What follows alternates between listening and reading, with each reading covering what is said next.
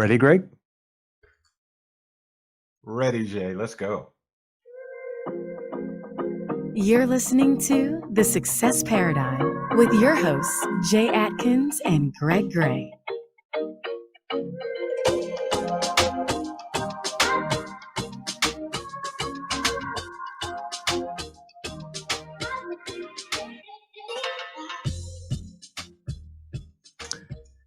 Well, I am here with Greg Gray, one of my very, very, very best friends. Really, I think friends is an understatement. Greg is like family to me, and what's going on in our country right now is unacceptable. And I thought it would be appropriate for us to have this courageous conversation because Greg and I offline have these conversations on a regular basis.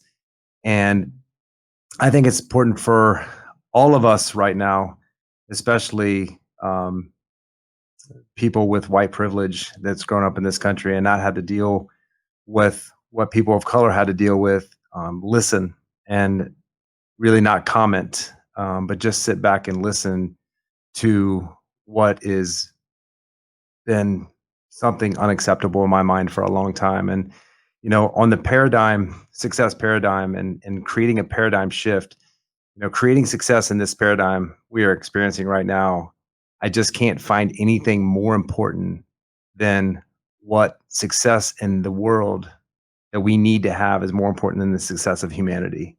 And it's so important to talk about racism. It would actually be irresponsible for us not to talk about it with everything happening in our country right now. So I think what we should begin with is the people of color in your life. I think you should start with a couple questions. And I personally think the first two questions you should ask them is, how have you been impacted by racism in your life? And I want you to really, really listen intently on the story of what they've had to go through. And I hope you'll do that today with open ears from my friend Greg Gray, because I've heard a couple stories and I told him that I wanted to hear them for the first time today too with you. And also, I think you should ask them how it makes them feel. So I'll start with you, Greg, and I appreciate you doing this and getting raw with me. I want to know how this has impacted you and how it's made you feel. So, before we even get into this, I would tell you that what we are hoping to accomplish on this special edition podcast of the Success Paradigm is not just to have the conversation, but also to model the conversation. Because I know a lot of people, I have had over the last few weeks, especially, lots of people reach out and say, I'm not, I want to help. I don't know how. I want to have a conversation, but I don't know exactly how to start it. And so there are a lot of people, really great hearts, that are not exactly sure how to engage. And it all starts with the conversation and the courageous conversation. So I'm glad we're having it, Jay. And so the question was, how have I been impacted by racism? By the way, for those of you taking notes, the question is not, have you been impacted by racism? Because if you lead with that question, you'll probably shut the conversation down. So the question is really, how have you been impacted by racism? And I want to answer that question with context because you and I were talking offline, Jay, about the fact that, about history and what's happened. And very often people see history in terms of chronology, but they don't really view it in terms of its context. So it's not just a series of dates that goes one after another. It is what happens when those dates happen. And of course, with what is front of mind for everyone now with George Floyd and before him, Ahmaud Arbery. Um, and the list actually goes on and on and on. In fact, for a lot of us, the list goes back to Emmett Till, or it goes back to Black Wall Street in Oklahoma, when a U.S. city was actually bombed from the air. That was a city that had a thriving Black community with commerce and everything, was literally bombed out of existence. So I say this because um, to set this up because a lot of how racism has impacted me is not just in those headlines. It would be in what I would call a series of non-lethal indignities. I've heard people refer to it as microaggression before, uh, but I call it non-lethal indignities because they don't always happen with malice, but they happen all the time. And so, those of you who are going to have this conversation with your Black friends or your Hispanic friend or your Asian friend, because honestly, everybody's been kind of in the crosshairs here the last few years or so, is to understand that it is not what's happening now, it's what's happened over time. So I'll give you an example. Uh, and this just happened just about 2 years ago, maybe 2.5 years ago. So I'm in Atlanta and I'm going to Savannah, Georgia, which is about a 4 hour, 4.5 hour drive. The way I drive is 4.5 hours. I'm a little slower as a driver. Um, and I hate driving. Anyone who knows me knows that my attitude gets bad after about 3 hours. So I'm typically trying to figure out how to fly, but I'm like, I don't have any engagements on either side of this particular engagement. So I'm just going to drive, just try to relax.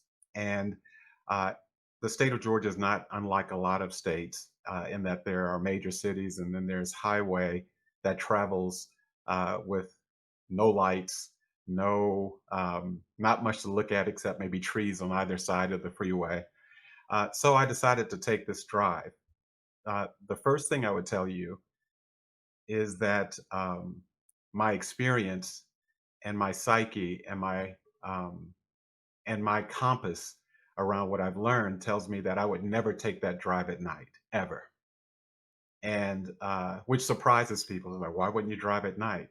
Absolutely not on a Georgia highways at night wouldn't happen. Nothing I've ever thought about in my life. Yeah, so it just would not happen. It just there's too many things potentially can pop up. So I'm driving, and this is one of those highways, and there's highways like this all over America where the highway goes 45 miles an hour, and then it sneaks up to 65 miles an hour, and then it goes to 45 miles an hour. Um, Not always, obviously, and and I often feel like um, it's for those of us who are kind of asleep at the wheel, we end up getting a speeding ticket and helping the local community's commerce. I don't know, that's sarcastic, but that's how it feels. Most of us have been in a situation like that. So I'm driving on this highway, and I saw the 65-mile-an-hour sign, and I was driving 65 miles an hour, and I was thinking, I'm a sometimes I can't turn my mind off. So I was thinking about all kinds of things, what I was going to do when I got to the site and location. And then I see police lights behind me. So this is the middle of the afternoon. It's like 3 o'clock, 3:30 maybe. And what you should know is that there aren't many Black friends of yours that cannot relate to what I'm about to say. So if it shocks you, be prepared to be shocked when you ask these questions of your friends as well. So I was telling Jay about this one. This is one of the few stories. I didn't tell him all of them, but this is one of the few. Um, so I see the lights, and my body immediately tenses up because I go back to what I was taught when I was taught to drive, which is if you see a police officer, there are certain things you're supposed to do if you're a Black man in a car or a Black woman in a car. So here I am at 57, and I'm back to where I was 15 and remembering my father telling me, do not move suddenly. Keep your hands where you can see them. No sudden movements. Whatever you hear, just say yes, sir, no, sir, so you can go home. So 40 years after being taught that, which is when it really starts for a lot of us as kids, um, I'm waiting to see if he pulls over or pulls past me. He doesn't. I was like, oh my God, he's behind me. So I pull over, and my first instinct uh, is to call my wife because I have my cell phone in the little holder in Georgia. You can't touch the phone, so it's in that little gooseneck thing. And I call her and I put her on speakerphone. So that's my first instinct is to put her on speakerphone, so that if the officer comes up and something goes left, she'll be able to hear it and know that I need help. Now, this officer didn't do anything to me. It was a cordial, it was pretty cordial interaction. But the fact that my first instinct, in fact, you and I talked about it, Jay, you're like, well, I would have put on the camera or something like that. And I thought about it, but I was so nervous that all I could do was a speakerphone. And if I was fumbling around, I did not want to be fumbling around with my hands as this officer approached the driver's side window. And it's ridiculous that anyone would have to feel that way, but that's 2 years ago. Well, when you told me that story, which is the only one you told me, because I didn't Mhm. want to hear, because I want to hear on here for the first time, because I want to intently listen Okay. every word that comes out of your mouth. But one of the things that I thought about when you told me that story was the reason you had many options. You could have gone live on Facebook, you could have recorded the video, but the reason that you did it was so that your wife could call for help, Right. which I told you when you told me that first time. And right now, it makes me feel like crying, because I will tell you, I've been pulled over quite a bit for speeding. You mentioned that. Yeah. And every time I've ever gotten pulled over, the only thought that's ever crossed my mind is, how do I get out of this ticket so my insurance doesn't go up? It's such a different thought process, that being white privileged, that I've never even crossed my mind that that would be something that my fellow man would even have to deal with, because of what that has to do to your insides. Mhm. And you told me afterwards you had to sit there, and I have chills running up my body right now Yep. thinking about it, 10 or 15 minutes Yep. just to get over the possibilities of something bad happening Yep. because you were speeding. Yep. Uh, and it gives me chills to think about it now. Uh, so there may be people that are listening or watching right now. The thought might be, Jay, is so, but nothing happened. So why was that traumatic? Why did you, it was not a, an aggressive encounter. You weren't, accosted. But I will tell you that a lot of things build up over time. There's this type of torture that was very common in the between like 900 AD and right around 1905 in China, and it was called Ling Chi. And one of the looser translations is death by a thousand cuts. And so while it was not literally as brutal as physical cuts, these non-lethal indignities that happen pretty much every day. I mean, it feels like if I leave outside the house, I almost expect that I'm going to see something or run into it because it's that common. Are they build up? And so when you see what's happening, for example, with the protests right now, this George Floyd for a lot of people was the thousandth cut. It was like, that's it. It wasn't simply because of the brutality of it. Um, and it was absolutely horrific. It was, well, not simply because of how long, because this video is one of those, Will Smith, you and I talked about, that's it. Things have not really changed. What we have is video. My take on it is what we really have now is instant replay. We never had instant replay like we have right now. But all of these things kind of build up. You and I, uh, not that long ago. And I'm telling not that long ago stories because what I find when I get a chance to talk to some friends, Jay, it's kind of funny because they're like, you don't really go through that, do you? Because they see the guy with the bow tie speaks on stage, all this stuff. It's like, yeah, yeah, you know, I'm sure you don't really go through that. You and I were in Las Vegas, similarly dressed. I know you remember this.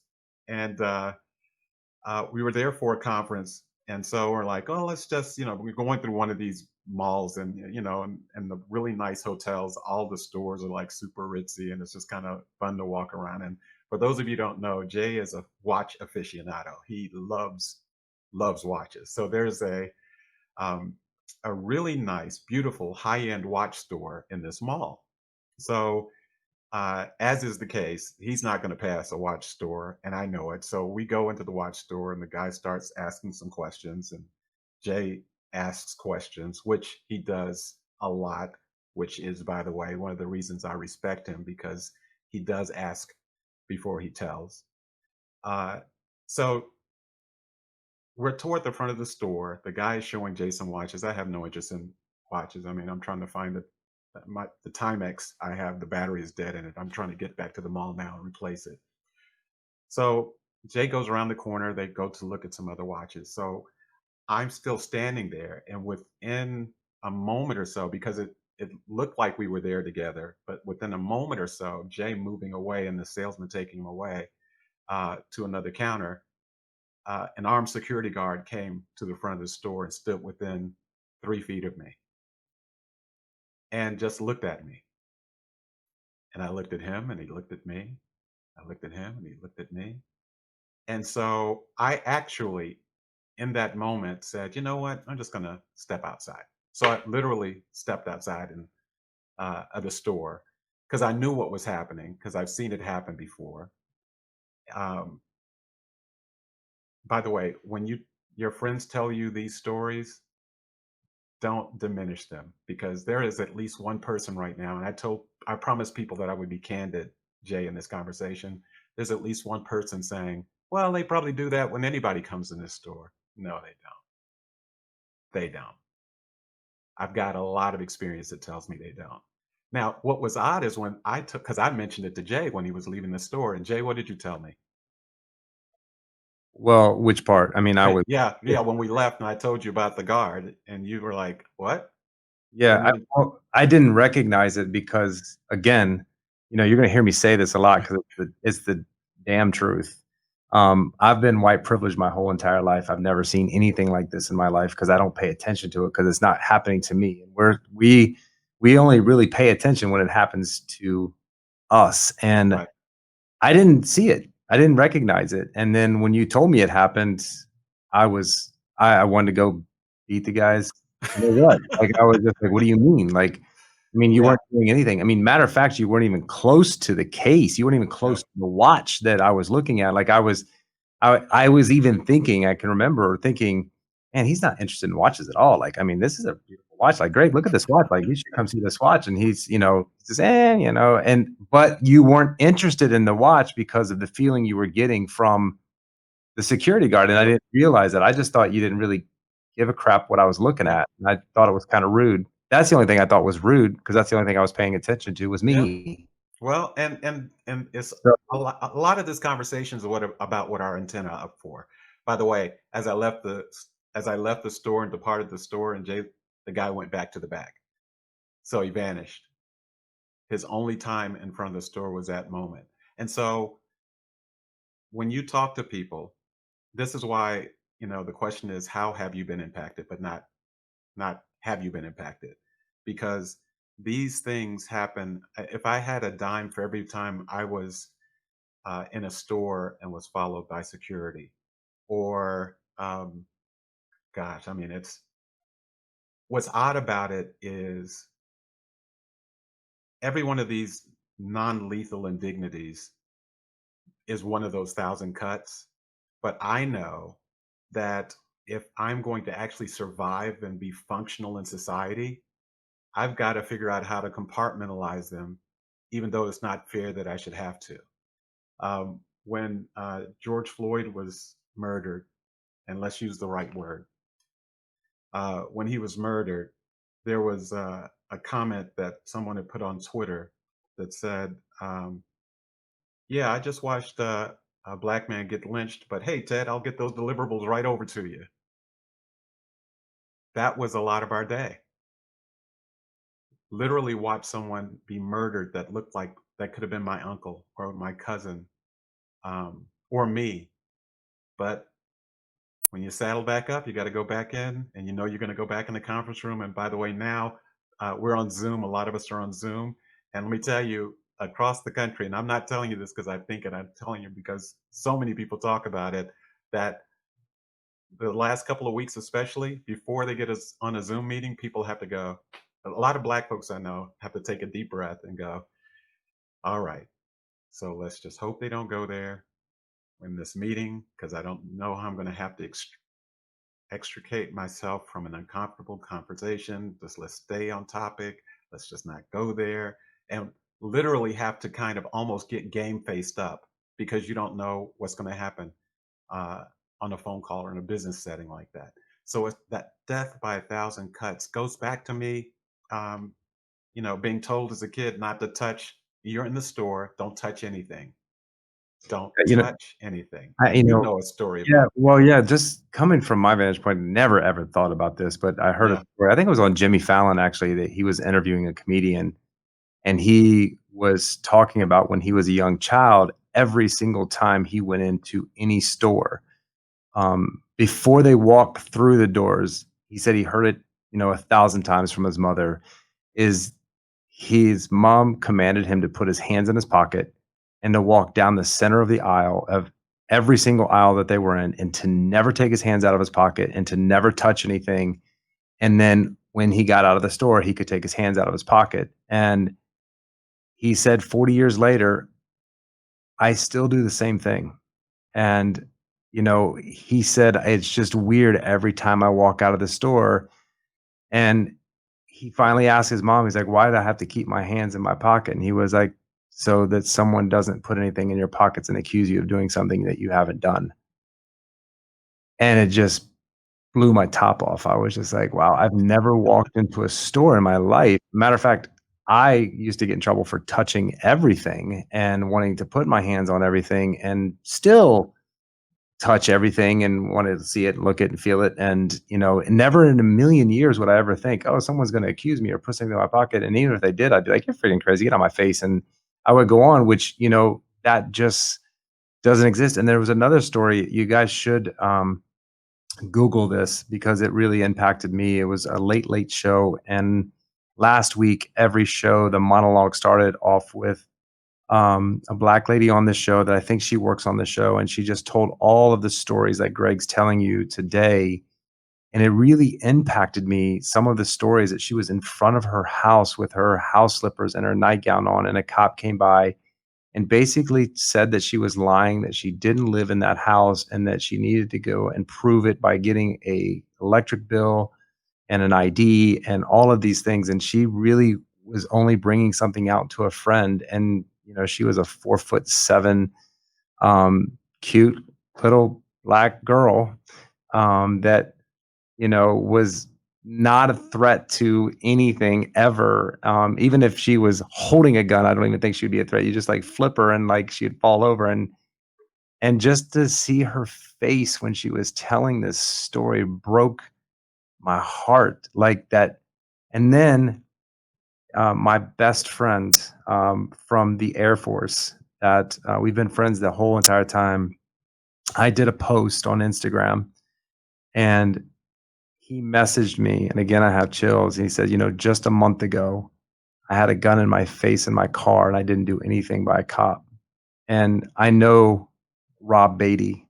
I'll say his name because he's a dear friend of mine, Rob Beatty, Robert Tehran Beatty.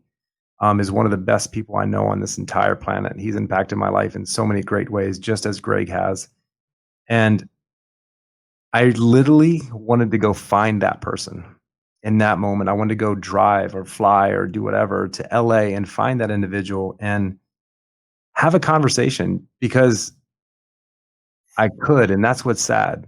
I could Yeah. actually go have a conversation with that person and say, what the hell were you thinking? Why would you do that to my friend? Where Rob couldn't. He Right. had to And, pull away yep. and he had to be okay with what happened, and it's not freaking okay, and if you see it, stop it, fix Yep. it. Well, the passion with which you speak about that is um, part of what you can expect, folks, when you have these conversations. They're not going to be timid little anecdotal stories of what might have happened here or there. You will hear, just like Jay heard in my voice, the the rage that is still there, and honestly, it's not okay. but I know that there's not much in that space I can do with it because I'm trying to figure out, okay, so let's make sure I get home to my family.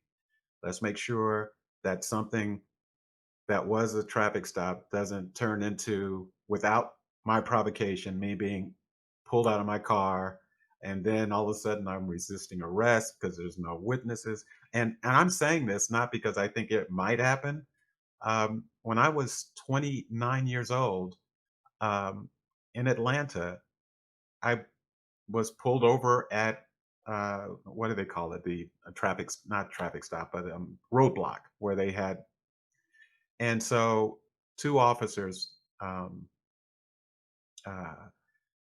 were pulled my car over, and they said, "So we smell weed or reefer in the time. Smell reefer in your car." It's like, no, you don't, because I didn't smoke. Yes, you do. We smell it. Step out of the car, please. Mm. Wait a minute. There's nothing in my car. I don't even know why there's a roadblock. Step out of the car. So so I have two choices right now. I'm thinking I can say, which is my right to say, officer, uh, please tell me why I'm being stopped. I understood all that. I was intelligent enough to know what you should be able to say in that moment. But it was 9 o'clock at night. It was dark. There's two officers. No one was with me, and I'm thinking, damn, Greg, just get home. So I get out of the car and they start shining lights around in the car. Greg, you don't understand. They can't illegal. I get it. But I was 27. It was 9 o'clock at night. There was nobody but me that I knew in that space. So everything I knew were my rights, were now being trumped by me making sure I just get out of this too unscathed. I look up and the guy pulls out two joints and says, "See, here they are right in your car." And I knew he had planted them. And I said, "Sir, those are not mine." He said, "They were in your back seat." It's like, "They weren't, sir. Those are not mine." So he takes them, he closes the back door, and he says, "You can go." And then he says,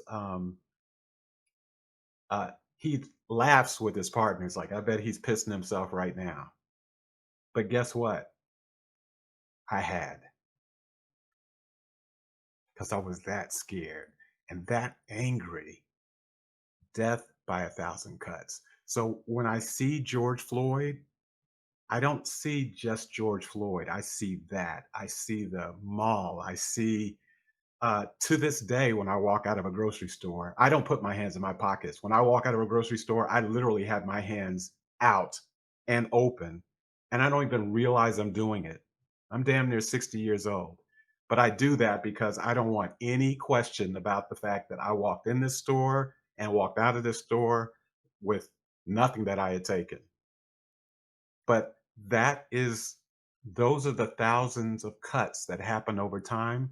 So if you wonder what makes people just snap, George Floyd for a lot of people was the thousandth cut.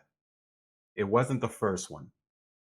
It was the thousandth one, or maybe the 2000th one, or maybe the 5000th one that people understand and feel and have felt over the course of their entire lives in some cases. So you know what? This just popped into my head, but when I hear about I don't want to drive at night, thought that's never ever popped into my head ever. I mean, I don't like to drive at night because I get sleepy. But that's the only reason I think about not driving at night. I never Yeah. think about not driving at night because I might get pulled over or it's a more opportune time for me to get pulled over. Walking out of a store, like, you know, the United States of America is supposed to be free. And that doesn't sound free. It It isn't. sounds like you're in a prison, that you have to live a certain way. And, I'm sorry. I'm so sorry, um, that anybody, and especially you, my dear friend, has to live that way or think about, um, things that are not freedoms. And Yeah. I just, I just don't know how to react to some of the things that you're telling me because it's just Yeah. not anything I've ever had to deal with in my life. And I'm not like, when I think about it, the first thing I think about is not like, wow, lucky me. I'm just like, wow, Yeah. that is Yeah. sanity. And then the other thing that popped into my mind is, we look at people getting arrested and maybe they are resisting arrest because they've had 900 cuts. And now they're being arrested for something that's not supposed to be happening to them, and they're like, "What do you mean? What do you mean?" And really human nature when you're in a situation and being put into a cage, obviously you're going to resist something that you're not guilty for. I mean, I think that's just human nature. Yeah. And how many times is that going to happen to someone and you not react? So I think that's what we all have to think about when we see these situations. And then what we have to think about, I think, is imagine if that was you. Put yourself in those shoes for just a minute. And the other thing I want to say, Greg, Hmm. is lots of people know you, Yep. and lots of people see you in a light of being a very educated, articulate, brilliant man. And I've admired you for years to the point that the first couple times that I had conversations, I was intimidated by you, to be rejected by you, because I wasn't as smart as you. I wasn't as successful as you. And I just never thought of the other things because I've never been treated or looked like that way before. And I just don't know how we change this. I know it's going to take everyone. That's what I do know. Yeah. Well, you and I talked about a little bit about this a couple of weeks ago when the protests started, um, which interestingly became the story. Um, not the fact that a man was murdered in the street in broad daylight, but the protests somehow became the story. Um, and I mentioned to you, I said, what will, because most of the protesters initially were black. And I said, let's give it some time because the way we'll know this is different is when most of the protesters are not black. That's when we see that, that means there's a window opening. We talked about that 2 weeks ago. And now here we are in day 14 or day 15. I don't even really know what's going on in terms of dates anymore. This whole that 2020 has been one hell of a year. Let's put it that way. But Yeah. but Yeah. it's also kind of the the perfect storm as well. So because I think some people feel like it just kind of popped up and it didn't just pop up. I mean, even just recently, if you just think about the environment that we're in right now. So first of all, everybody's been locked down or shut in for 2 months, 2.5 months. Um, so we're we're not out and doing the things that we tend to do to time to distract us and give us a break from the day to day. So we don't have that.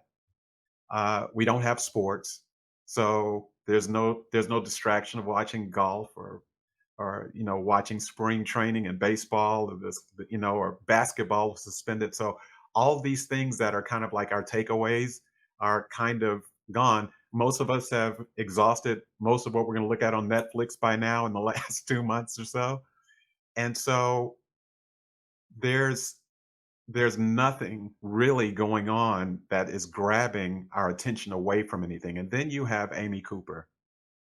Um, if you don't know who Amy Cooper is, Google Amy Cooper. She's the actually it was one of the first dominoes that kind of fell in this series of dominoes. She's the lady that was in Central Park, and the black guy, the Harvard educated black guy who was there watching birds, noticed that her dog was not on a leash, and it was in a place where dogs are supposed to be leashed. And he said that to her, "Your dog should be on a leash." Within a few moments, she was taking out her phone and actually telling him, "I'm going to call the police and tell them that a black man is threatening my life. Now, on the surface, that for some people they're like, "Oh, that's a lie. Why would she tell a lie?" That's more than a lie because everybody I know that's black that heard that knew that basically what she was saying is, "I'm setting you up potentially for a death sentence." Because if I, as a white woman, call the police, tell them I'm in a park being attacked by a black man, they're not coming with spiral notebooks open. They're coming with their guns unholstered. So that was that. Then in the same time frame, Ahmaud Arbery, where um, trying to figure out, because this is, I do want to have some decorum, but basically trash hunted this man down like an animal in the streets. We now know actually even hit him with the pickup truck. When these are not police officers, these are just citizens. He was shot with a shotgun, and now we know that one of the people that drove actually said that the guy who shot him with the shotgun stood over him as he lay in the street and called him an effing N-word in the street. And then George Floyd. And you know what? Everyone was like, that's it. That's the 5,000th cut. And so I don't know whether it is a divine thing. I think I do have great faith in the divine. In fact, I kind of have to sometimes. But this storm that we're in right now, Jay, has opened a window where these conversations we're talking about are beginning to happen. I got a message from someone just a couple of days ago that said, um, I never realized. I talk to, because I do this thing in the mornings where people think it's silly, and it is kind of silly, where we just wake up to a song and I was dancing and all this other stuff. And when these things started changing, the morning songs started changing, the conversation started changing. One of the things I challenged people to do was to go have a hard conversation with a black friend of yours. And this person did. And there were 4 paragraphs in Facebook Messenger of, I had no idea. I had no idea. I thought I understood. I had no clue. And this is not about politics, by the way. This is not left or right or Republican or Democrat. I mean, people, I have opinions on that too, but this is really more a humanity thing where someone said, it just made me sit down and cry. This is a grown man from the conversation. Now, does that mean that he has to change everything he does? Absolutely not. But what it does is, once your mind has expanded to another place, it doesn't shrink back. It cannot take in information and disregard it. What it can make you do, though, to survive is to compartmentalize it. And I think that's why you you would never hear me if I'm in a bar, I would never walk up to somebody and just start chatting and then the next moment tell them about the police pulling me over and planting joints in my car. It would never come up because I don't need that to come up because I'm trying not to be there right now. Um, Okay, hold on. yeah, I want to stop you just for a second. yeah, go ahead. So, someone just typed in the time is now, Linda Fitzgerald, and what you just said kind of struck a chord with me. And I know you don't want to relive it, but I'm going to challenge everyone out there, and you, Okay. that everyone needs to hear that story. And, And I think the time is now yep. that everyone is going to listen to those stories. And I think the time is now to not let this go away and let this, this window of opportunity that exists right now in our world to just be another window of opportunity that the door shuts down again. And then we wait for 3 more African Americans to be killed because of, this or that. Like right now is the time to put the gas pedal down Yep. as Americans as humanity and say this will not be tolerated and it not go away. And I use this example with you, Greg. Hmm. You know, there was a funny meme about 9/11. Always remember, and you know that was 20 years ago, and it was a catastrophe, and a lot of people were killed out of that. And I know more African Americans were are killed in the last 60 years than was killed in 9/11. And not that 9/11 is a little thing, but we need to remember every single solitary day of our life how many people live in fear and how many people die because of their skin color. I mean, just listen to that. That is crazy to think about. And we need to make sure that we stand strong every single solitary day. Everyone listening to this, anybody that wants to share this out, like you need to stand up every day. And I'm talking 3 months from now, 3 years from now, 30 years from now. And the message needs to stay the same.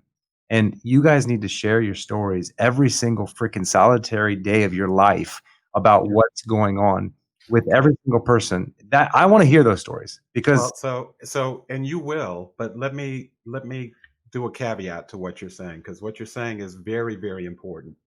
But let me tell you what's probably not going to happen. What's probably not going to happen is I'm not going to tell you, Jay, unless you ask me, because I need to know that you want to know. It's not for me to stand at the top of the rooftops and tell everyone. If you're not interested in knowing, I'm not going to waste your time. The only reason you and I have these conversations is because you ask. I can tell you. So let me follow that line for just a moment because it's very important. Because I don't want anybody to take from what you said, because I know you and I know what you're saying is that the stories are important and that people need to hear these stories. But because part of what we were talking about is who needs to talk to whom and how. So I already know the story. So if you don't know the story and you want to be a better you and a more informed you need to ask me. Because if I take it to you, look, I'm, and this is the when you hear Black folks talk about exhaustion, it's exhausting to have this thing. So I'm tired enough getting through all the meetings of the day and doing all this stuff, and I'm tired because a lot of us have tried.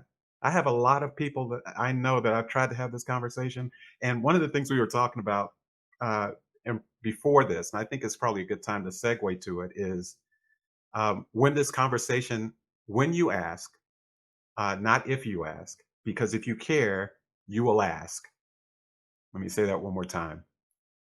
If you care, you will ask, even if it frightens you, even if it's uncomfortable. All of the greatest things that happen in this world happen more out of discomfort first. We talk about that when we teach people. You got to get uncomfortable with being uncomfortable. That's one of our mantras and the things that we do in business together. You have to step up to the plate and ask. And so when you ask and Greg starts telling you, there are a couple of things that I would advise you not to do. So I'm trying to help a little bit here. The first one is if I tell you, like the story that I told you about being pulled over and having the joints planted in my car, here's a major thing that will shut that conversation down is if your reply to that is sounds anything like this. Yeah, but because if you say that to me, what you're about to do is try to help me figure out or think you're helping me figure out why what happened to me is not as bad as I made it out to be. So if you say, yeah, but when you ask this question, the person you're talking to very likely is going to shut the conversation down. In fact, it may be worse than that in terms of how you were addressed. And that friendship may come to an end. So, no, yeah, buts. Here's another mistake that I want you to avoid. And I'm saying this out of love is to say, when we were kids, I know I am, but what are you? The what aboutisms. So if I tell you about what happened to me, it does not help for you to say, yeah, but when I was pulled over by the police and that's not what we're here to do. One of the things that Jay said at the very beginning of this conversation we're having, is that the most important thing is to listen. Because if you say, yeah, but, or you start doing whataboutisms, what that tells me is you weren't listening to understand, you were listening to talk. And if I find that you're listening to talk, I have this burden enough already. I don't want to add the burden of you to it. So I'm saying that with all love, all love. Do not compare your notes with mine, especially if you're not black. You can't. Don't diminish what I'm telling you. It's real. In fact, people should never tell people how they should feel. I should never tell Jay how he should feel. Jay has a right to feel in any moment exactly the way he feels. I don't have to agree with it. That's my right. But I should not be telling, and you should not, or you should consider, I'm asking you, begging you, if you want this conversation well, not to do yeah buts or whataboutisms. So here's another one. And Jay and I have had this conversation and it has evolved, which is why, because it may not be one conversation, it may be 3 or 4 or 10 or 20. And if you care, you will have that many. Is this one, which I don't think has any malice associated with it at all, but it lands wrong on virtually everybody of color on the planet that I have ever met. And here it is. I don't see color. What? I don't see color. Now, when I hear people say, I don't see color, people that I know, what I'm understanding them to say is, when I see you, I don't see someone that I'm going to treat differently because of the color of your skin. I'm going to treat you the way I treat you because of the character. In fact, there's a line probably from 1963, a speech that spoke to the content of my character, not the color of my skin. That's what you're actually saying. But when you say you're colorblind, there's a couple of things you should know. The first one is, it's not true.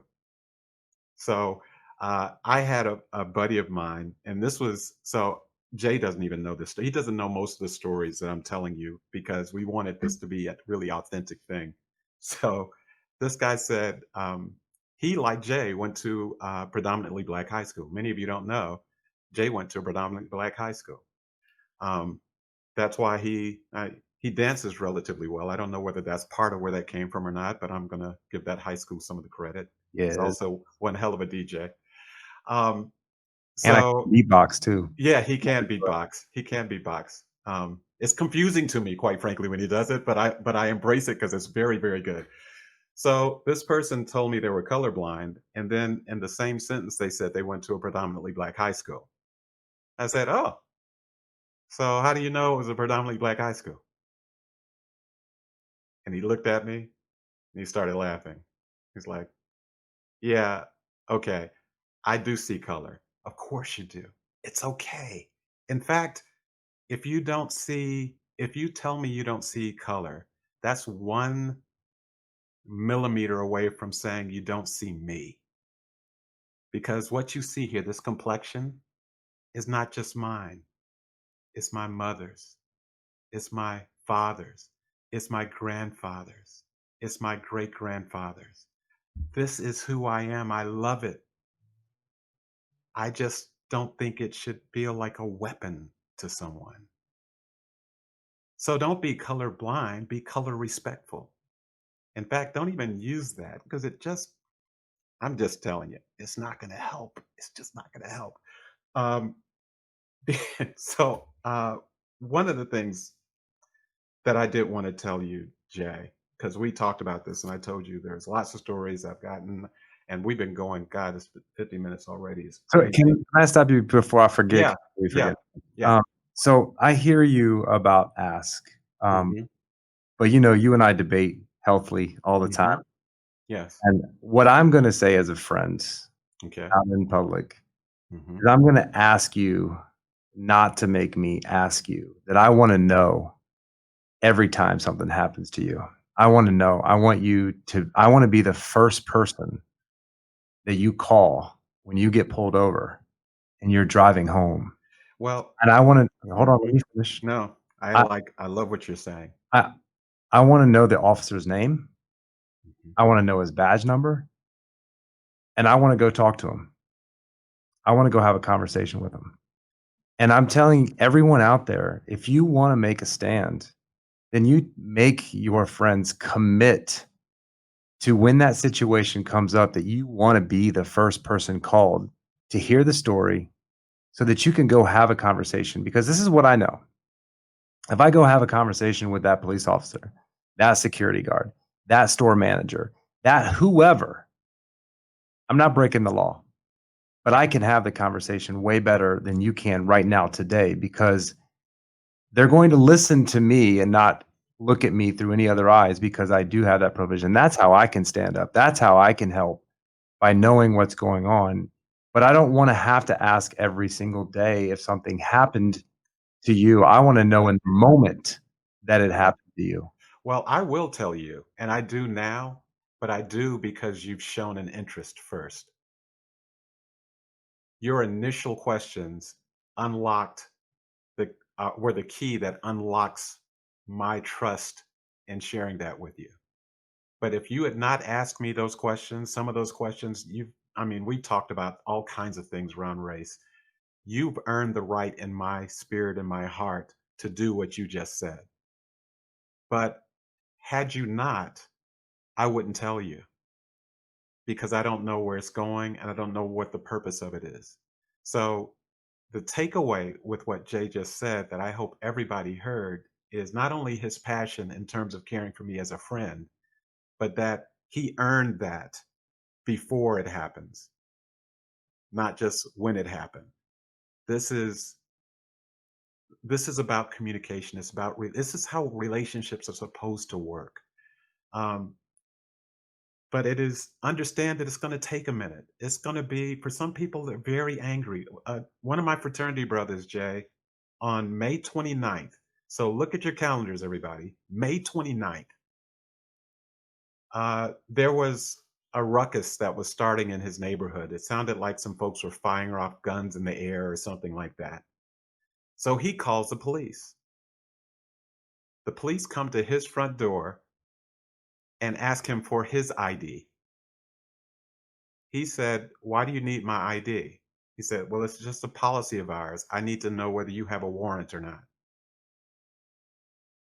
May 29th. Look at your calendar, people. Wait, but what does that have? I'm sorry, I'm confused. What does that have Well, to so do? was he. So was he.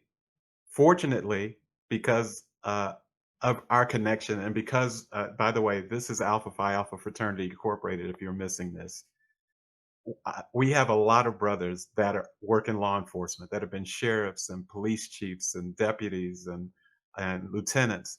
So he actually had the resources to go and say, they're not, that's not part of the policy, right? That's eventually he ended up having to be apologized to by that person's supervisor. But this was May 29th. An inauthentic apology Well, yeah, or but you know what? apology?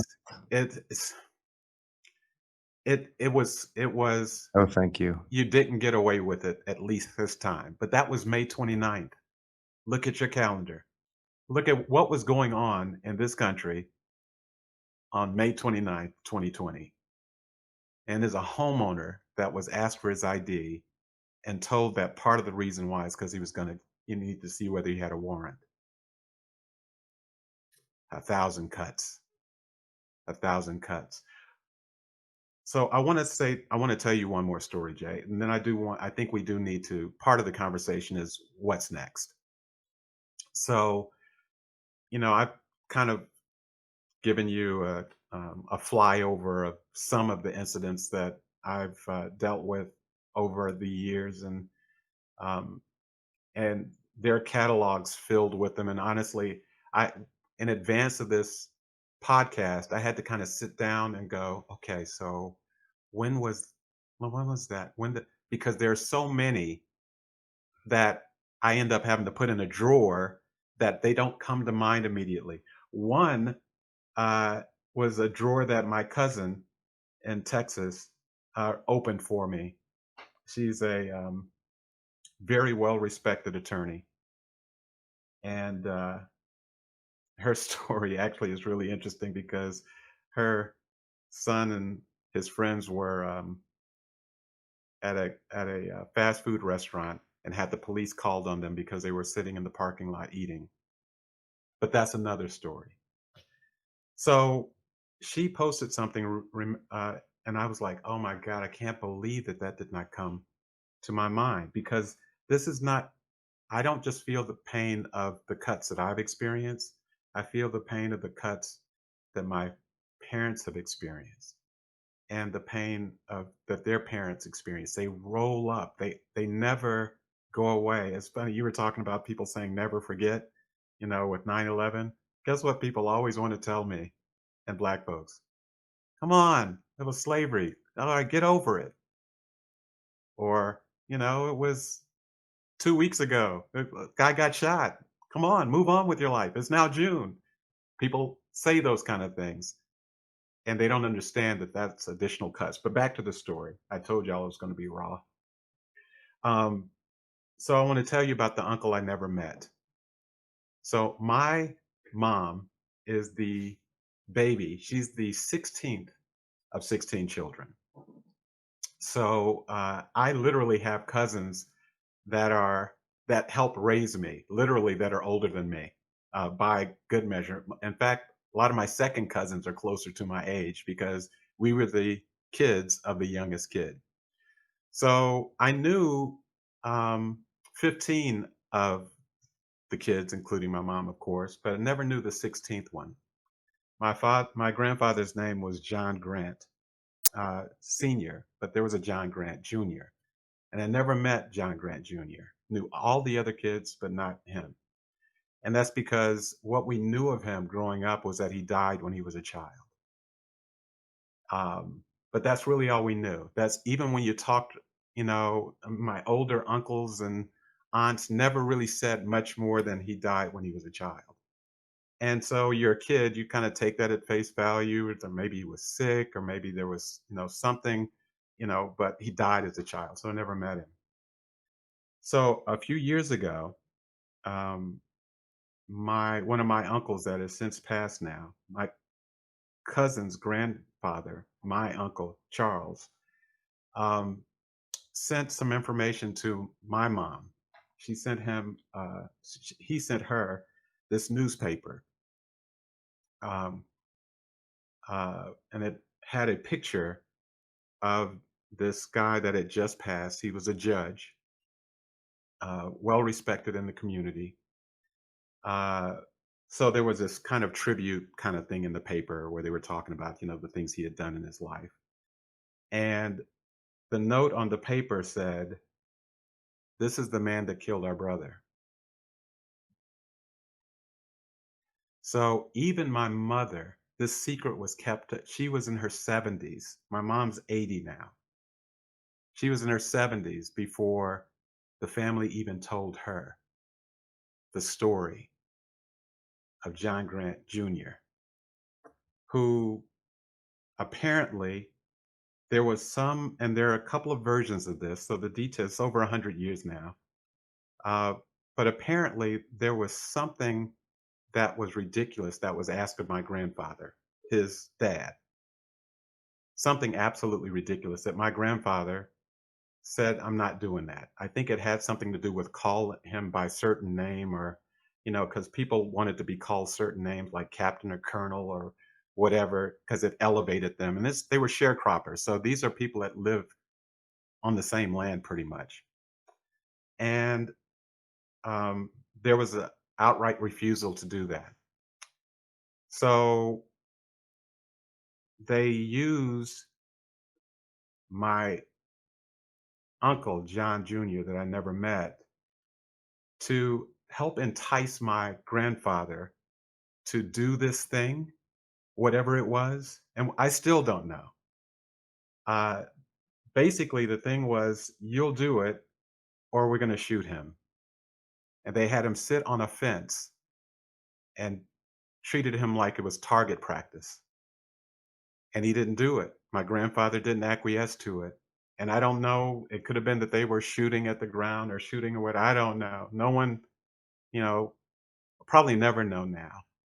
But when my uncle, John Jr., sat on that fence because he was made to do that because my grandfather did not acquiesce to outright foolishness, he was shot off a fence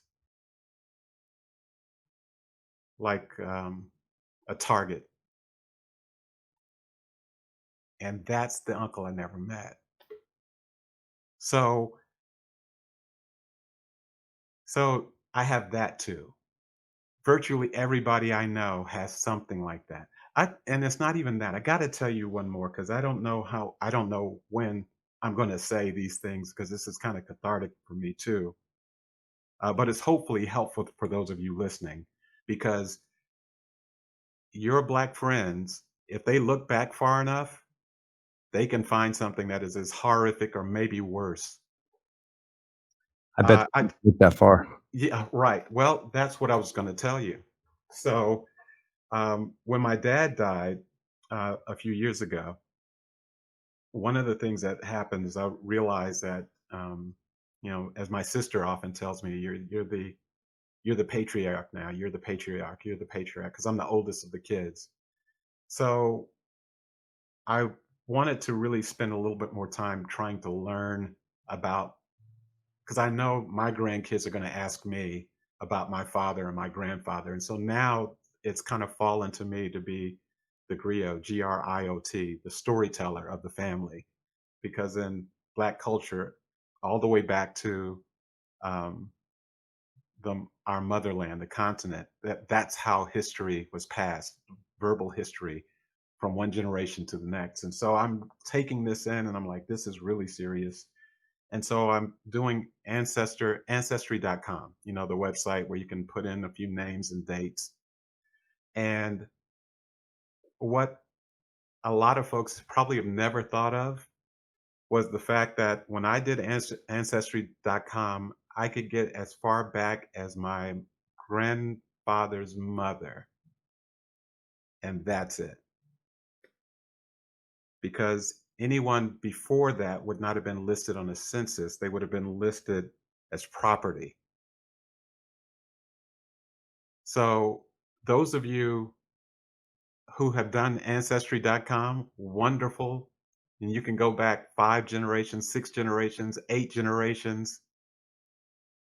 My family and most of the people I know of color in this country can go back maybe four, because there's no record of them even existing in this nation except as um, property. And so, yeah, Greg, that was hundreds of years ago, but that's what courses through my veins right now. And And I so I think can't dismiss it. and I think that's why it's so important to rise up and stand together and, you know, change history yet again. And I know that's a part of why you are such a big part of Alpha Phi Alpha and why that group is. And I definitely want you to talk about that. Um, but I want to say one thing. You mentioned Will Smith, and we talked about this the other day. Mhm. And he said that it's not happening more. It's just there's more cameras and there's more things. Yep. And my response to you is like, damn, how could it happen anymore? I mean, Jesus. I So, mean, like, yeah, like, I mean, I know we're yeah, documenting it, but once is too much. And, you know, yeah, if we can document it, we can stop it, right? If we can see it, we can stop it and we can fix it. And, I know we're going to get to how we can fix it. And I know yeah, Alpha Phi Alpha is a big part of, being in the community and, educating young men on how to stop this and how to, create success in the community. And why don't you talk a little bit about that and I will. A lot of your work that you do with young men, you don't talk about all the time. I mean, you spend lots and lots and lots and lots of weekends, and you're working your tail off, Monday through Friday. Your work ethic is, something that is so admirable to me. And then, I mean, I've seen you work, 70-hour weeks with me, and then fly home and work another 30-hour weekend pouring into to young men. So, and I mean, you never, I know you highlight it on your Facebook, but I'd like to highlight it here because I think it's something that people should know about you, but not only you, what the Black community is actually doing. And I know I didn't tell you I was going to talk about this, but I Yeah. just think it's such an amazing thing that you do. Well, I thank you for asking, which, by the way, is probably going to response that most of you are going to get if you ask these questions. You're going to probably get some gratitude. Before we pivot to Alpha Phi Alpha, though, Jay, um, we do have it on camera all the time. If you, for those of you who are interested, if you just follow the line of the names that you hear in the media all the time about, because it's not just black men, it's Sandra Bland or Breonna Taylor. It just the lines of these folks. Um, Not all of them were caught on camera, but a lot of them were. Thing that was really striking is that if you go back and look and see how many of these folks that committed these murders were actually prosecuted, well, first of all, actually charged, and then prosecuted, and then actually convicted. So So yes, it is on camera more and more and more, but your timeline has a lot to do with how much you see it. You and I talked about this a couple of days ago. We were kind of laughing um, because on my timeline on Facebook, at least 5 or 6 times a week, I will see a video that's you know a minute and a half to 4 or 5 minutes long that is showing abject brutality of grown men, teenagers, women, women with babies in their hands. I see this 5 or 6, sometimes a dozen times a week. So there's lots of it. The difference is that on your timeline, Jay, because you have a mix of friends, but you don't have the same mix I have. You don't see that often. So because you don't see it, it doesn't mean you don't care about it. It's just not on your radar. Share it with. So yes, so I will. And I will. That's Well, and I that's can the share it. promise. Yes, because there's the key. That is the key. So I'm gonna get to Alpha in a moment. Alpha is in my heart, and there's no way I'm not gonna speak about it. But uh, I've had at least 4 friends do something that I thought was really cool, but it also was revealing.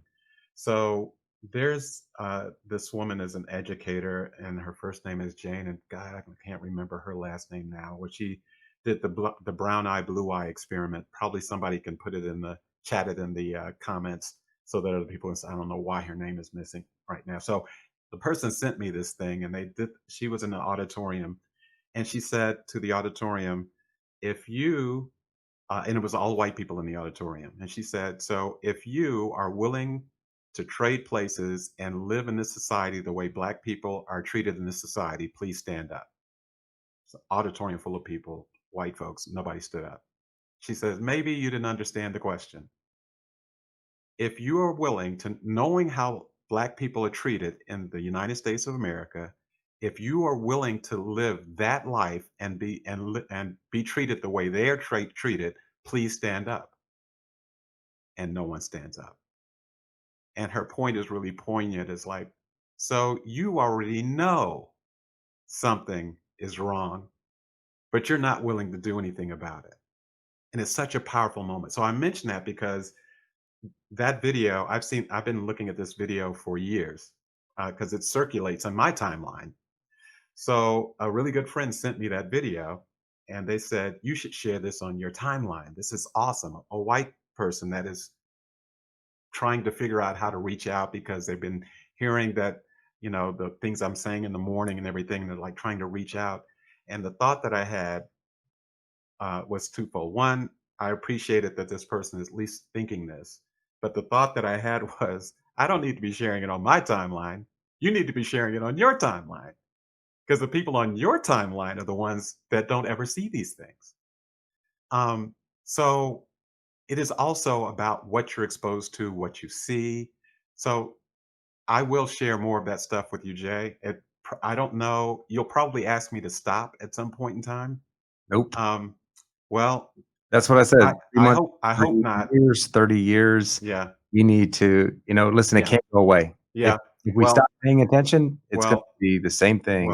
I agree. I agree. And I said that a little tongue in cheek, but uh, I'll send you the 5 pictures that I've seen that have been posted on social media that people didn't realize what that I guess idiotically that what they post on social media might actually get out across social media because apparently right now there's a thing called a George Floyd challenge Yeah, you said that's with crazy. I with couldn't even. where white kids, 2 white kids, one lays on his stomach with his hands behind his back, and the other one has his knee on the back of the other one's neck.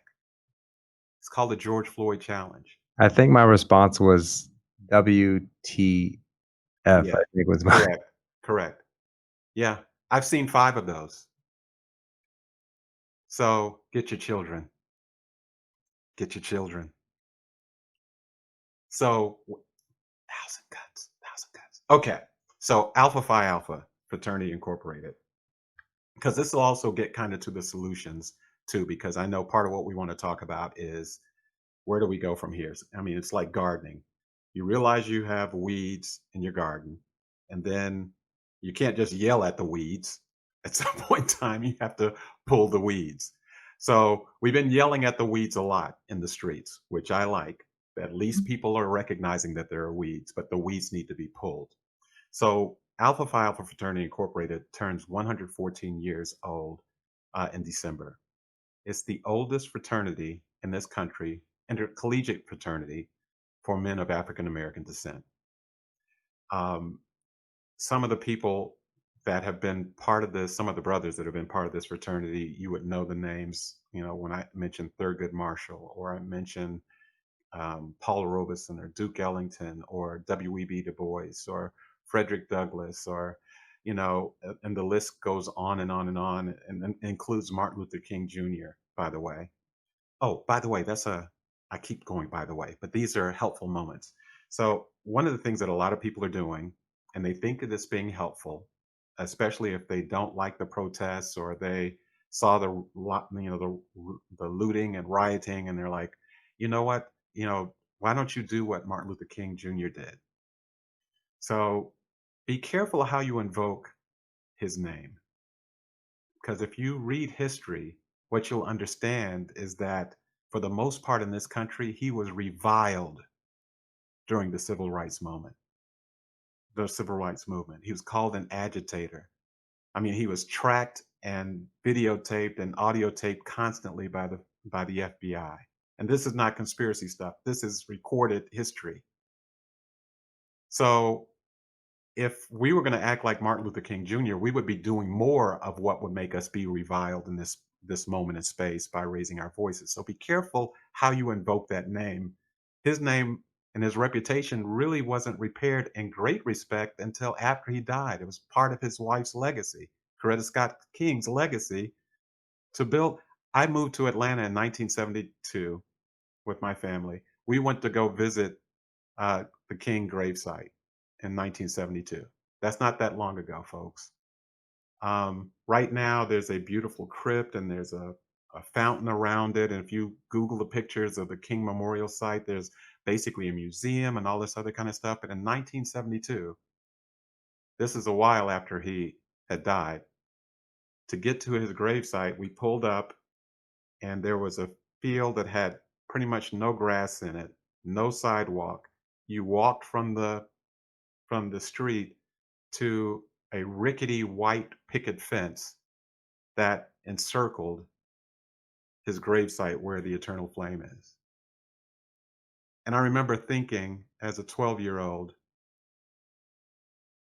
this is where Martin Luther King Jr.'s Is he here? Are they about to do something else? It was so disrespectful. That's what I saw as a kid. So I understand when people invoke Martin Luther King Jr.'s, he's my fraternity brother. He is, like many alpha men, I believe to be the light of the world. But be careful how you use that name if you don't understand the history. In fact, one of the things you should read if you've not read anything is Letters from a Birmingham Jail and a couple of other things. So, Alpha, one of our national programs, because it's always been about, our mission is to um, promote brotherhood and develop leaders and academic excellence. And brothers are like, that's in the wrong order. I'm sorry, I'm just a little caught up right now because I get emotional when I think about Alpha. But it's also about service and advocacy for our communities. And one of the ways we do that is through one of our national programs, which is A Voteless People is a Hopeless People. Um, because we knew early on that you can yell at the weeds all you want, but the best way to pull the weeds is at the ballot box. So, what I have known most of my adult life and what has been reinforced because of my connection to this organization is the importance of talking to young Black boys. We had a town hall last weekend, Jay, on Zoom. My particular chapter in the DeKalb County area has any from one year to the next 80 to 100 kids that we mentor 9 months a year. In fact, it's almost 12 months a year nowadays. And we brought them on to talk to them about what they thought about what's going on. And when you hear a fourth grader say, I'm disappointed. Well, why are you disappointed? Because I thought it was the police's job to protect us. Why are they killing us? That's a fourth grader. So you think kids are not paying attention to what's going on. It just, I mean, when he said that, it wasn't even anger yet. He's in the fourth grade. He was just like, this doesn't make any sense. I thought they were supposed to protect us. Why are they killing us? That's what all of it boils down to his young mind, and what a lot of it boils down to older minds as well. So, how do you pull the weeds? What do we need to do going forward? So, I think first of all, we have the conversations that we are encouraging people to have. In fact, if you don't pick up the phone, no, this is not a texting thing. You might even prefer to do it on Zoom because you need to be looking someone in the eye when you have this conversation. If you don't do that by the end of this weekend, shame on you. Shame on you. Because you know you have somebody you can reach out to. If you don't do it by this weekend, shame on you. Because that's easy. Now, the conversation may not be easy, but hey, the person you're talking to hasn't had it easy either. So join in and enjoying that conversation. The other thing is that as you pull the weeds, for example, we're talking about police conduct and racism, which is an interesting term because people are talking about systemic racism. Would you mind if I take us just a second to talk about this whole racism thing and Black Lives Matter before we get to the solution? Um, Absolutely not. because um, very often people use racism as if it's synonymous with bigotry and prejudice. And there's a difference between racism and bigotry and prejudice. And the difference is that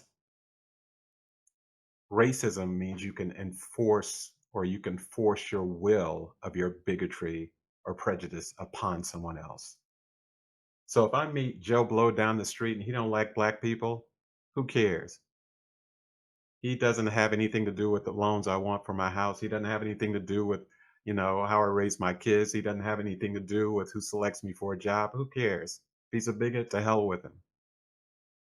But racism can be institutionalized, and it's about power as much as it is about bigotry. For those of you who have not looked at all 8 minutes and 46 seconds of that video, that's another thing you ought to do. Not just because you're looking at the brutality of it, but people say, was the guy racist? Look at his eyes for 8 minutes and 46 seconds. And what you see is a person who knows he's being videotaped in the middle of the day. And not only is he doing it, the look on his face, the look in his eyes is complete and total defiance. Excuse my French here, but what he is saying is, you can't do shit about it. Look in his eyes, even a still picture, you'll see that. See, racism can be imposed. Racism means that when you look at two job applications, whether you think you do or not, you see one says John and the other one says Jamal, you pause. Like, Jamal is probably a black person. And the fact that you even go there tells you that there's something systemic about how you're going to make this decision. Now, you still may make a good decision, but the fact that you pause. Or how about the fact that you can live some places and can't live other places? That's racism. You can have apartment buildings as recently as the 1970s and 80s and 90s and 2000 and 2010s and now 2020, and two people can apply for exactly the same apartment, but systematically one group will never live there because of a system that's, it's almost, to me, almost I don't know, it's like redundant to say systemic racism, because racism is a system. It's not just a feeling, it's not just emotions. That's why when people say, well, black people can be racist, well, the moment that black people can actually impact, Jay, how much of a loan you get at the bank, then you can say that. Now, you can say I might be bigoted, I might even be prejudiced. That's fair. But if you cannot enforce your will upon me, that's different. Black Lives Matter, because I know that was part of what we were talking about a minute ago. So this is it, I'm laughing not because it's funny, but because it just is very confusing that there's so many people that when they hear Black Lives Matter, they think of it as, especially because the general retort is, well, all lives matter. And I'm like, yeah, but those two things are not mutually exclusive. You know, if there's a comedian named Michael Shea who does this hilarious act, you should Google it. It's on YouTube, and he said, "Why did it get controversial for me to say Black Lives Matter? Matter, just matter, just matter, matter." How about exist? Yeah. Oh, yeah. So, yeah, maybe that would be less offensive. Black lives exist. All lives exist.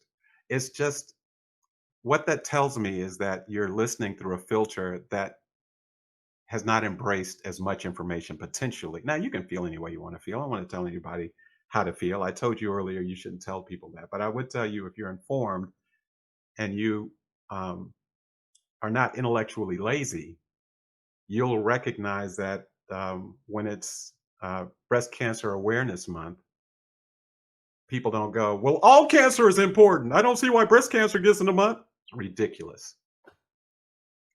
Or when the shootings took place in Las Vegas, the largest mass murder in American history.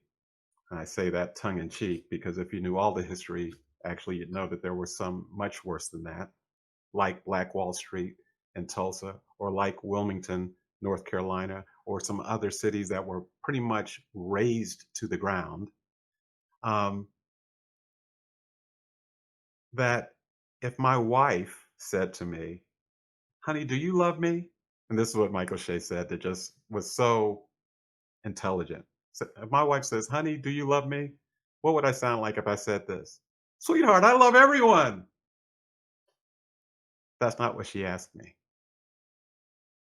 For those of you who are Christians, even if you're not Christians, uh, go look at Luke 15. The story basically is about a shepherd that has 100 sheep and one sheep wanders off. And it's like, I wonder whether the other 99 sheep said, well, why are you going after that sheep? There's 99 of us over here. I wonder whether the message, even of Luke 15, was, of course there are, but that one is in danger. That's what makes it different. So when you hear Black Lives Matter, and then you go to All Lives Matter, or you go to Blue Lives Matter, or all the other iterations, I don't even know how many thousands of them I've heard, you're missing the point. The point is, right now, in this space, you are seeing before your eyes people. Oh, the other one is, well, black people kill black people. That's the other one. What about Chicago? I don't know why Chicago always comes up as a hey, black people kill black people in Chicago all the time. Yeah, but they don't kill them because they're black. That's different. But you would know this if you ask your friends questions and you read more. So, voteless people is a hopeless people. What do we do? How do we pull the weeds? Well, police officers and their training and their all that all the system of law enforcement at the local level is usually through a police department or sheriff's department. So that's usually run by a police chief, who in many cases is appointed by a mayor. Mayors are elected people. If it is basically a sheriff that is responsible for law enforcement, which typically is the case in counties, sheriffs who dictate the training and dictate the rules and all the rules of engagement and who gets hired and fired and what we overlook and what we don't overlook. Sheriffs are elected people. Hmm. Okay, so the people that prosecute, because if you know anything about law and order, there's law and then there's order, which is district attorneys and county attorneys that decide whether or not to take something to a grand jury. Most of those folks are elected. The people who sit in a grand jury or who are seated as a jury in a trial are there, and they're selected from the rolls of people who have registered to vote. Are you seeing a trend here, Jay? Absolutely. So if you want to pull the weeds, one of the things that Alpha does, and my chapter would be doing it, and there's chapters all across the country doing it. So we're going to go to the protests as well. But guess what? We're also going to have at the protests a voter registration table.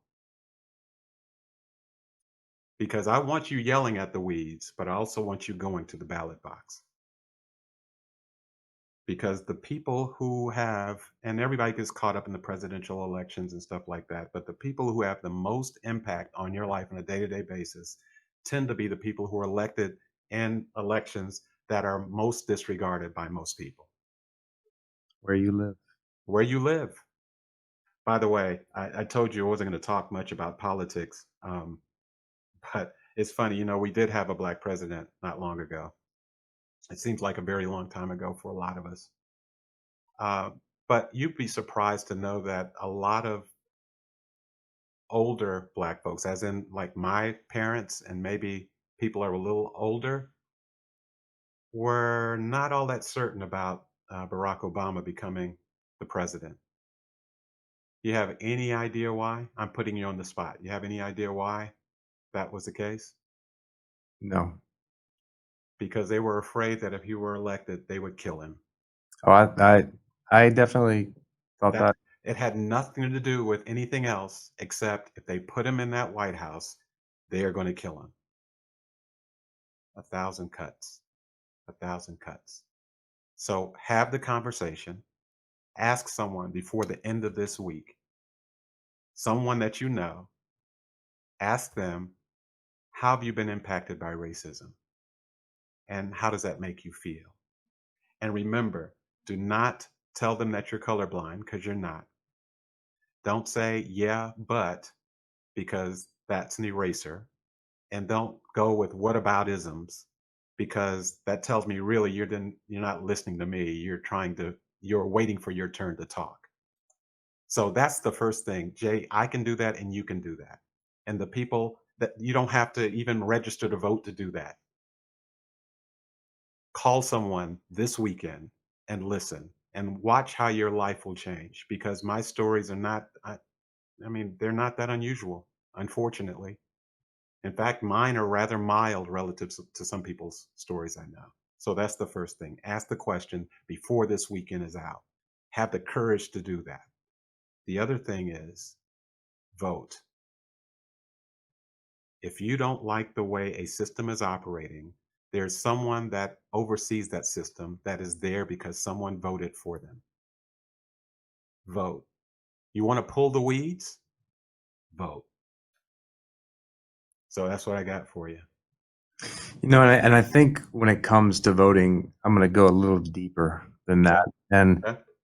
I would say have conversations and do research because I've been guilty as well as you said, going to the polls and being lazy and, really paying attention to the presidential, maybe the governor, but actually kind of digging down into the district and the city and the state and figuring out, what are, and not only that, like maybe go talk to other people that might know that person, right? And ask questions to discover are they going to be someone that's going to support certain issues or topics that are really important to you, like these. And I think now more than ever, that's what we need to do. So I think, don't be lazy. I agree wholeheartedly. Do your research.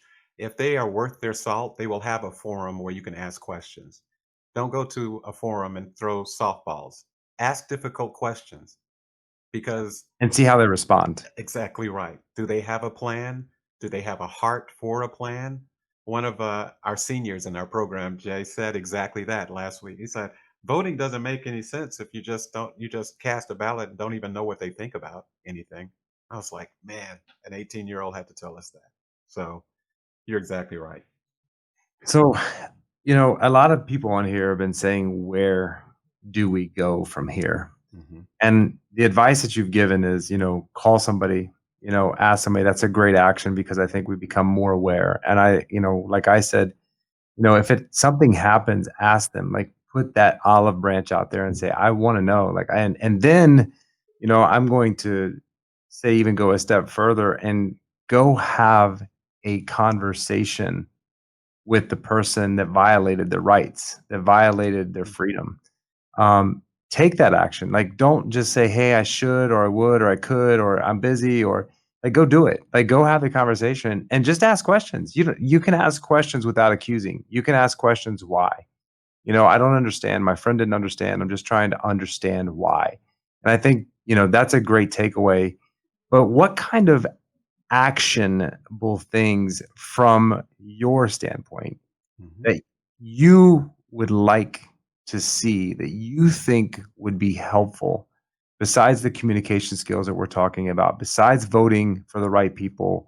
Because, we all know politics, we all know politicians a lot of times say the things we want to hear, Right.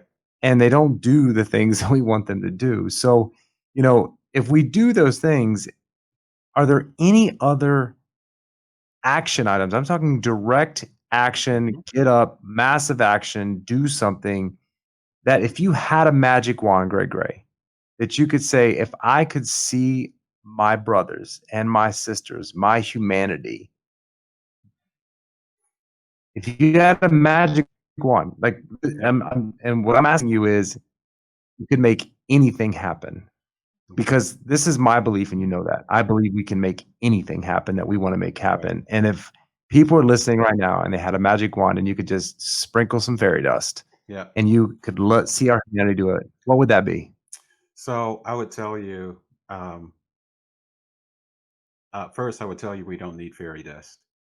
There's very specific things you could do. We were just talking about the voting thing.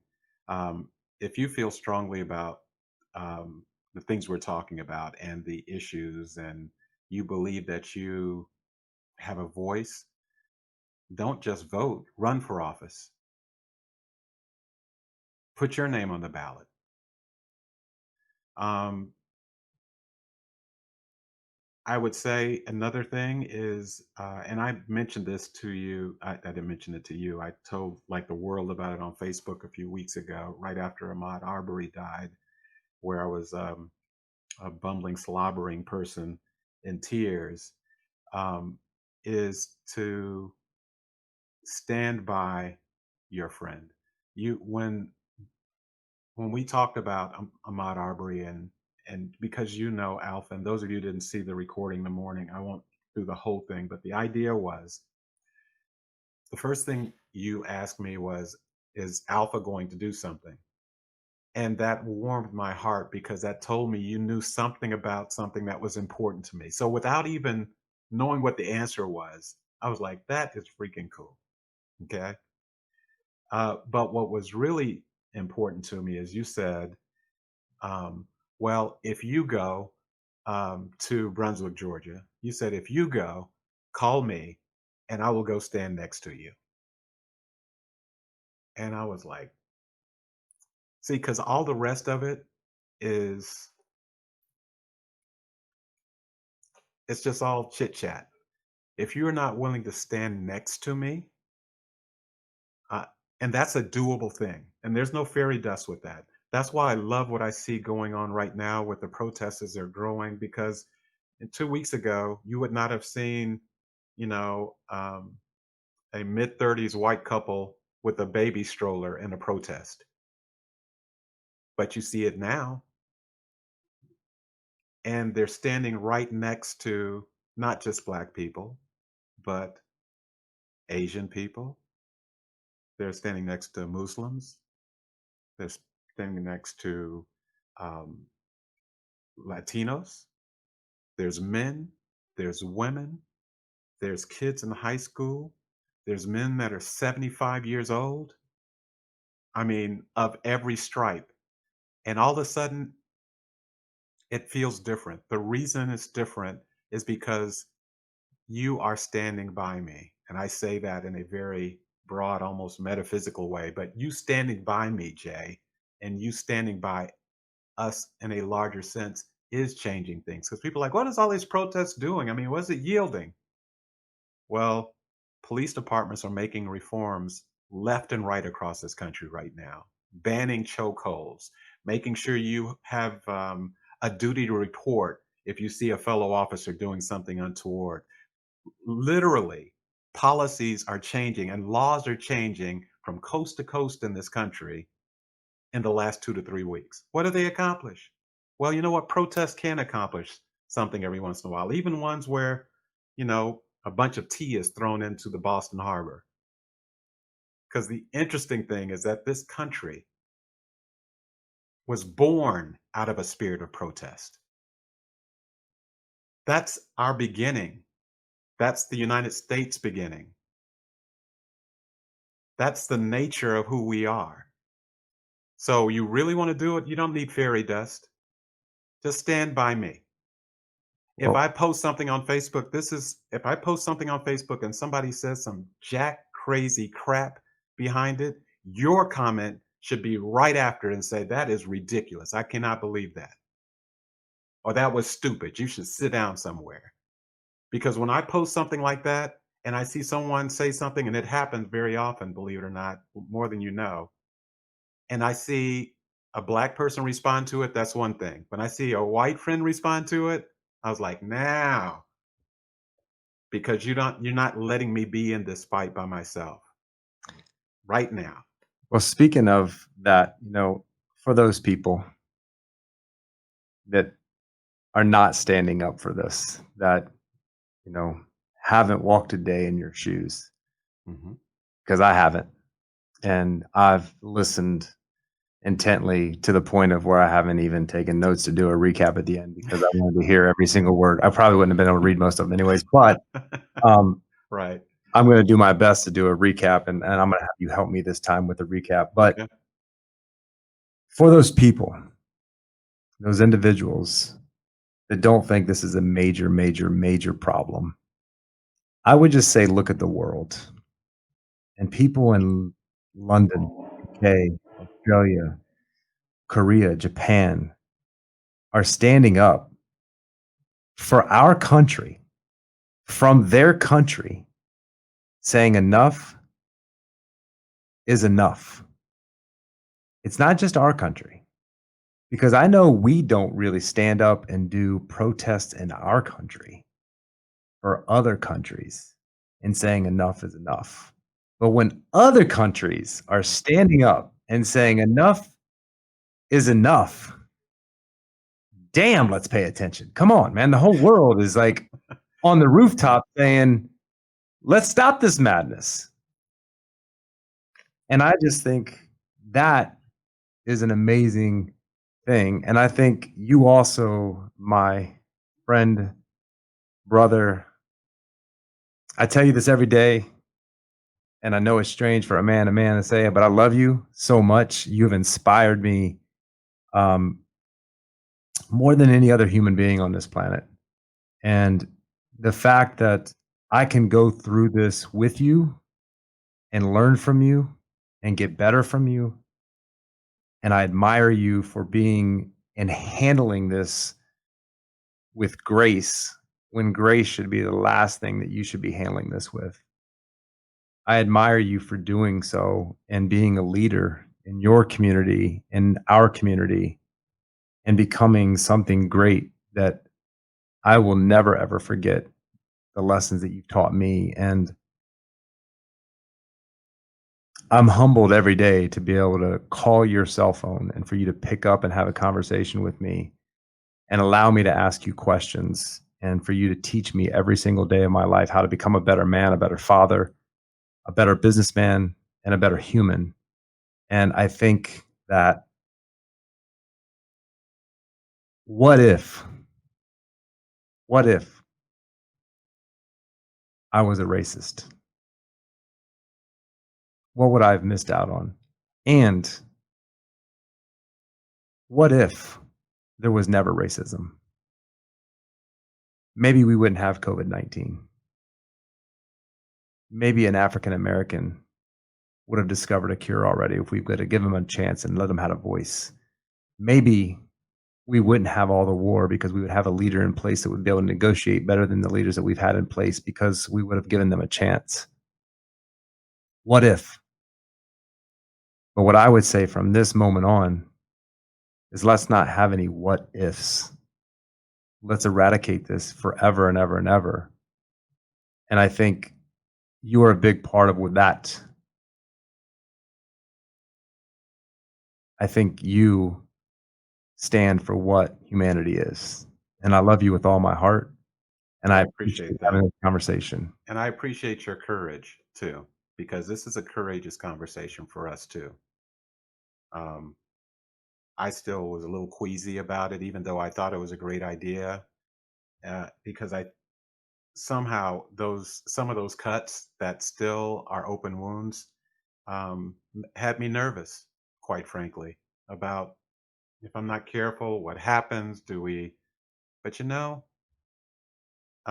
at some point in time, what's right is right. I own an Allstate agency in Texas. And you know that I've had at least one, probably multiple customers, because my face is on the website, that have told me that they didn't want to do business with my agency because they saw my picture.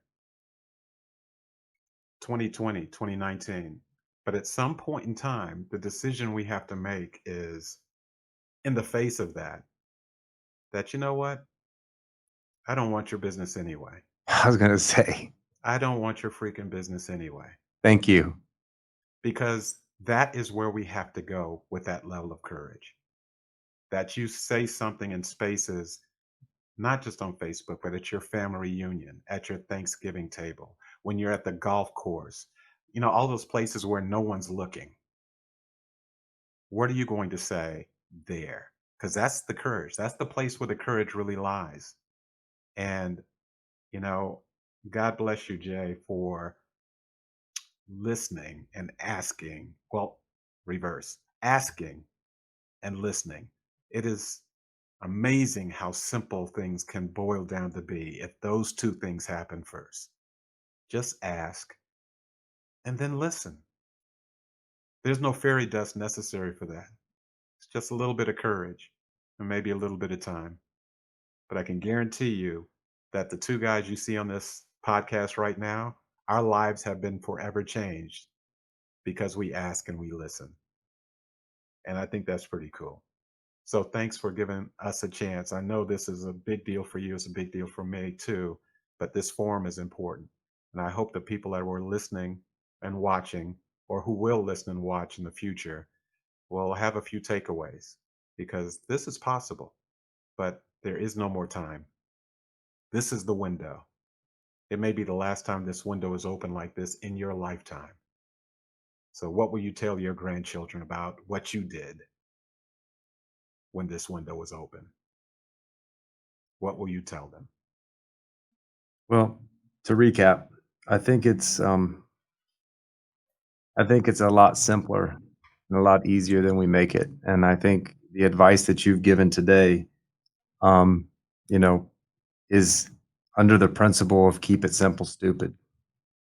And that is, you know, ask questions, listen intently, do research, and vote for the right people to be in the right place at the right time, and be courageous, and then stand up for what you believe, stand up for your brothers, stand up for humanity every single day. When you see something, stop it, have a conversation with somebody to make sure that they understand that you're not going to put up with it. You're not going to deal with anybody being mistreated in your life. And I think those takeaways are simple and easy for us to implement right now.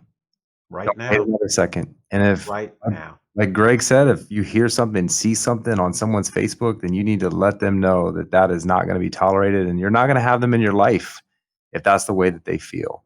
And I got your back. I got your side. I got your front. I got everything. And that's the commitment that we need to make to all human beings, that will be there at all times, no matter what, to stand up for what is right, and make sure that if you see something wrong, you don't turn a blind eye. And I'm going to end with one story, Okay, Greg, if you don't mind. Uh, please. I was having a conversation with one of my best friends as well, and he's gay. And he's been discriminated against in his life, and he has no tolerance for racism or discrimination whatsoever. And we were having a conversation about it, and he asked me a question that just summed it all up. He said, "You ever been black?"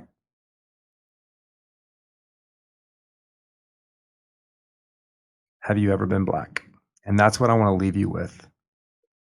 If you ain't ever been black, you don't understand. And guess what? You probably never will. But you can try. You can absolutely try, and you can try to understand, but you'll never walk a day in a black man's shoes. But you can help make sure that he can walk in the same shoes you walked in. Cool. I love you, brother. I love you too, Jay. And thank you, everybody, for listening and watching. We Having a love you guys. great evening. Yeah, Thank we you. love you guys too. Thanks.